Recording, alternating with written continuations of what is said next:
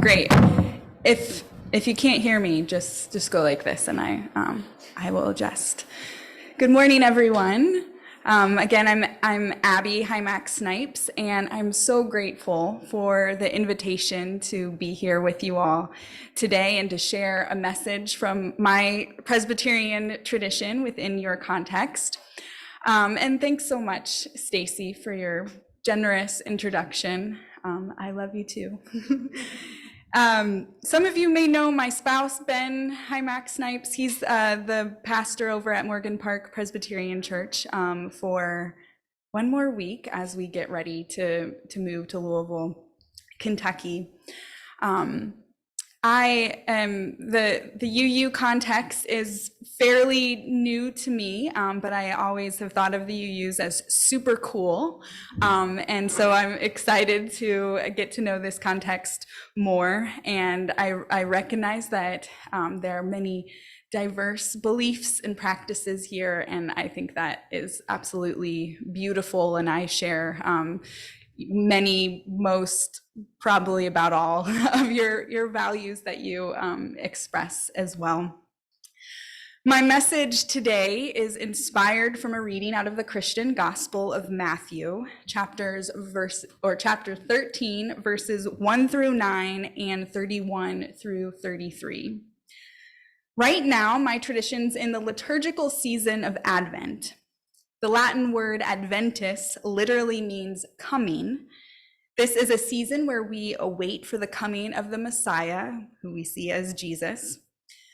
The reading that I'm about to do is not usually read during Advent, but I'm not one to just follow tradition for the sake of tradition, so I'm having some fun here with you all, and you'll see that I love talking about fermentation, so.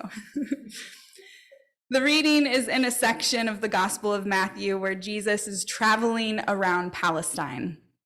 Previously, he was healing people, sharing words of wisdom, and here he shares some parables. He's speaking to common people like him. They're poor, they're farmers, they're tradespeople, they're Jewish, they're marginalized, all living under the Roman occupation. And one more thing before I read. You'll hear the phrase, "the kingdom of heaven is like," a couple of times. Here's what this means. Simply put, everyone then knew what a kingdom was. They lived in a kingdom under Roman royalty at the top and them at the bottom. The religious leaders, military, and some others in Israel served as gatekeepers to the Romans, which were more at the middle of the social hierarchy. There's no justice in a kingdom, but this kingdom of heaven Jesus refers to isn't actually a kingdom. It's more of a kingdom, like family, communal. God's vision of the world where the first are last and the last are first, where people's bodies and beings are valued, where there's enough for everyone, where people can rest and love and live, where all are well and free. It's a liberated world. And Jesus, in his teaching of this world, is riling people up, making those gatekeepers nervous, doing some organizing of the people, that the world as we know it, filled with inequality and injustice, it doesn't have to be this way. So with all this in mind, hear now our reading. That same day, Jesus went out of the house and sat beside the sea. Such great crowds gathered around him that he got into a boat and sat there while the whole crowd stood on the beach. And he told them many things in parables, saying, "Listen, a sower went out to sow. And as he sowed, some seeds fell on the path, and the birds came and ate them up. Other seeds fell on rocky ground, where they did not have much soil, and they sprang up quickly, since they had no depth of soil. But when the sun rose, they were scorched, and since they had no root, they withered away. Other seeds fell among the thorns, and the thorns grew up and choked them. Other seeds fell on good soil and brought forth grain, some 100-fold, some 60, some 30. Let anyone with ears listen. He put before them another parable. The kingdom of heaven is like a mustard seed that someone took and sowed in his field. It is the smallest of all the seeds, but when it has grown, it is the greatest of shrubs and becomes a tree, so that the birds of the air come and make nests in its branches. He told them another parable. The kingdom of heaven is like yeast that a woman took and mixed in with 3 measures of flour until all of it was leavened. This ends our reading.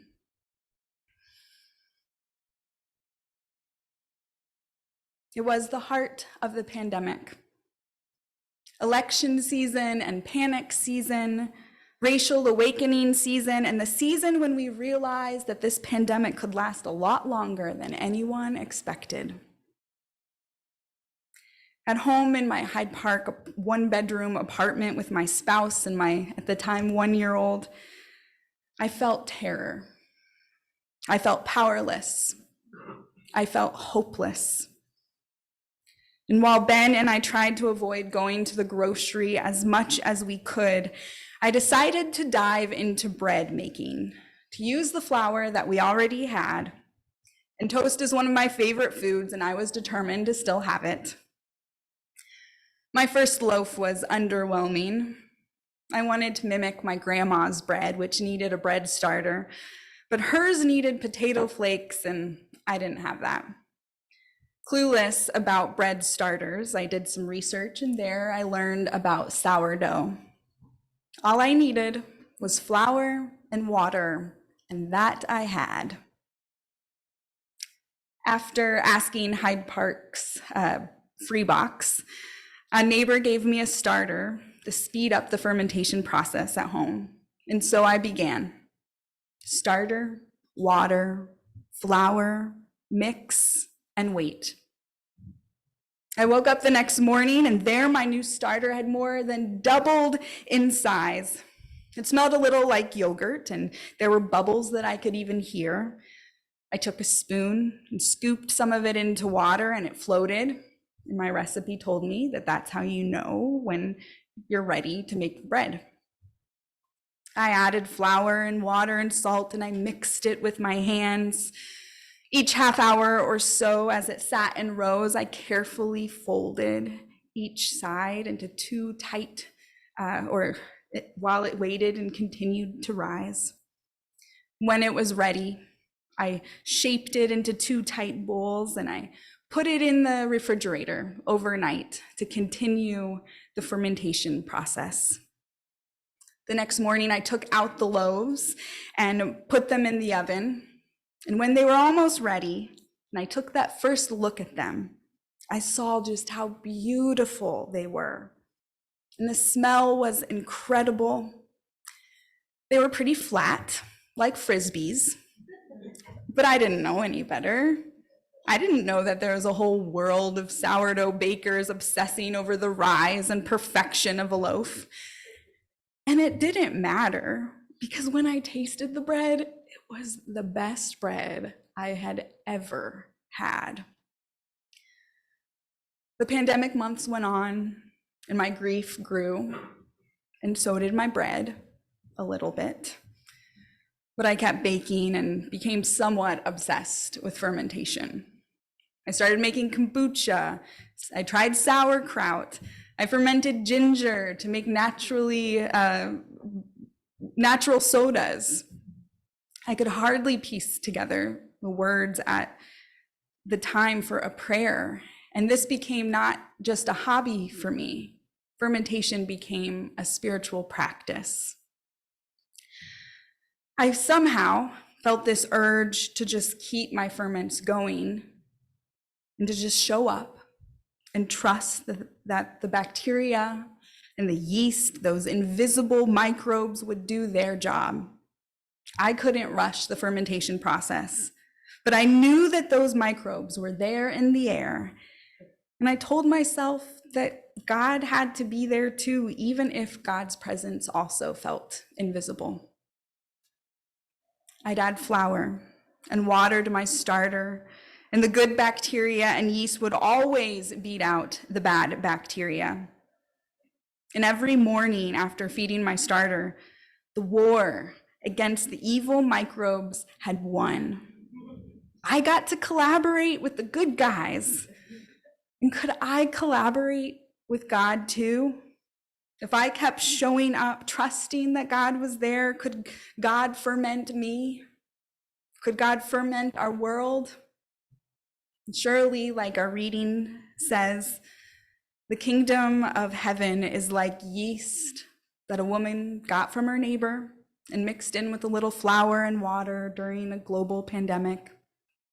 And surely if I tried to collaborate with God doing what I could, then God's kingdom, the world of liberation and healing and justice and hope that we're longing for, would bubble up too. As Jesus spoke to the crowds, they knew about farming. They knew that the seeds he described would only work in dark, fertile soil with a lot of microbes, bacteria, bugs, yeast. And maybe they knew that the mustard seed was more like a weed, growing best in soil not so fertile, but it played a role in helping make the soil more fertile. It helped introduce the right kind of nutrients, creating an environment for the right kind of microbes so that a tree seed would grow. So as a tree would grow, more bugs and shrubs and birds could find a home there, a home that was safe and free. And the crowds, listening to this strange man share stories of hope out of what they know from their everyday lives of struggle and work, farming and bread. Those people on that beach, they knew about bread. And maybe they didn't know about microbes, but if dough could rise with a little yeast and flour and water and make this glorious, nutritious food that gives life, then maybe we could rise too. Haven't we all had it rough the past few years? I don't know you and your individual life stories, but I can guess that these last few years haven't been easy. If anything, you've had to change up how you do church and community here. You've sought to survive this pandemic and the rise of fascism and the slashing of human rights.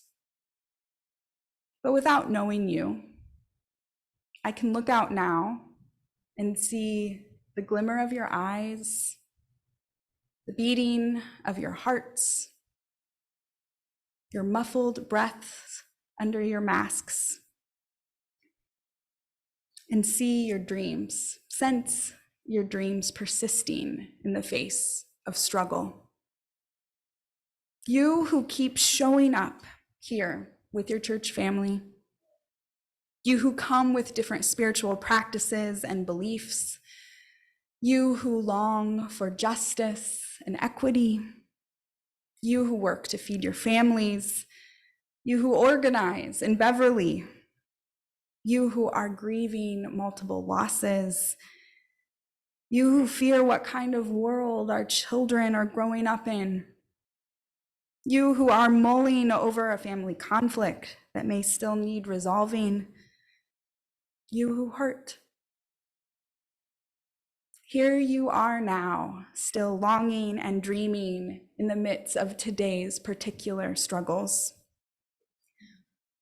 As the winter begins, the days shorten and the darkness peaks, the Christian tradition has problematically perpetuated a binary of lightness and darkness, good and bad, such as in Advent when we sit in the darkness, which can often be read as a difficult season waiting for a Savior who comes in as the light of the world.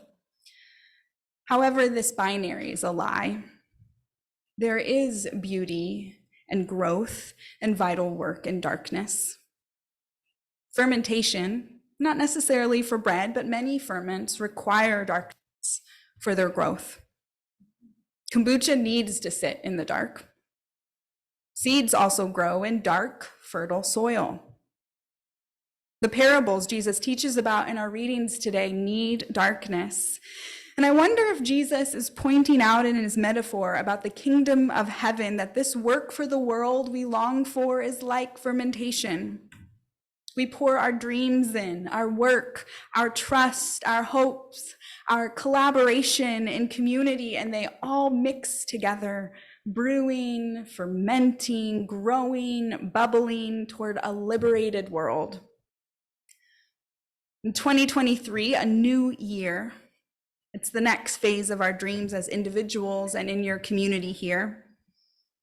We might fail a lot in the pursuit of our dreams, but regardless, I trust in the dream of a liberated world. I trust that finding ways to widen our welcome, to shout out how brave and beautiful trans kids are, to reflect on how we perpetuate white supremacy in our functioning and what transformational systems look like, to make our community more accessible to people with disabilities and diverse places in life.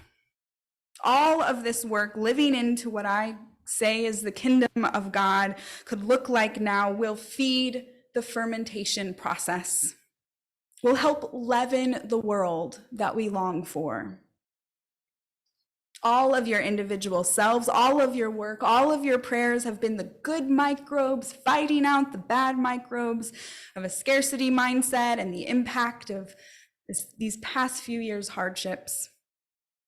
And like the imperfect loaves that are always delicious and nutritious, our work doesn't need to be perfect, just faithful and a holy mystery, whether you call that holy mystery God or the divine or the unnameable, Allah, or the world's deepest truths with a capital T, will collaborate with us, guiding us for delicious bits of transformation and healing. Maybe some of our dreams are dormant. And maybe as we gear up for the new year, you feel in your bones that it's time for activation. The last few years have been a holy and hard season. We've slowly been fermenting in a dark and warm place. Our process couldn't be rushed, and now we're here. Who's got the water? Who's got the flour? The starter's already here.